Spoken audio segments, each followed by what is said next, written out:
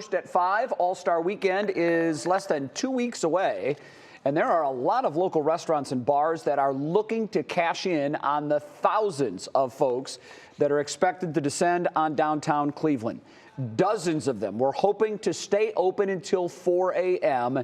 to keep the party going a little longer. But now the city is saying no, and the outrage among restaurant owners is just growing. Brandon Simmons joins us now to explain it all. Brandon, good afternoon.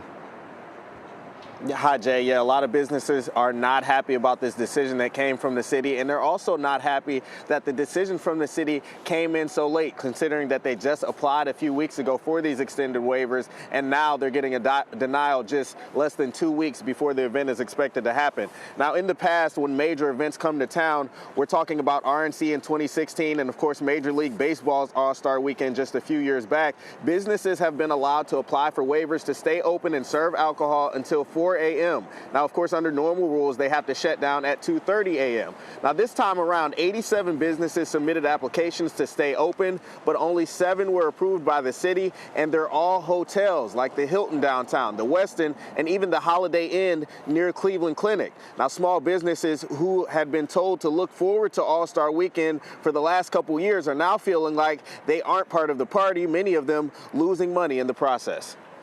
This is our Super Bowl. You know, I have employees that were looking forward to this date.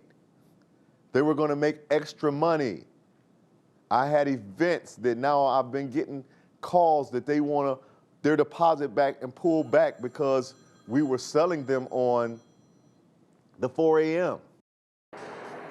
Now, businesses had a legit reason to believe that they'd get approval. More than 200 bars were approved to operate late during the RNC, and 73 of the 74 establishments that applied to stay open late on MLB All-Star Weekend were approved. Now, we reached out to the city, and they say it was because of public safety reasons that they weren't able to approve applications this time around. However, I can tell you business owners aren't buying that explanation right now, and they say they're already considering what their legal options are, Jay. Yeah, interesting to hear that side of it, because obviously these hotels, many of them are national chains, and that money doesn't always stay here in Cleveland, where a lot of these smaller businesses are locally owned and run, and that money would stay right here in our community.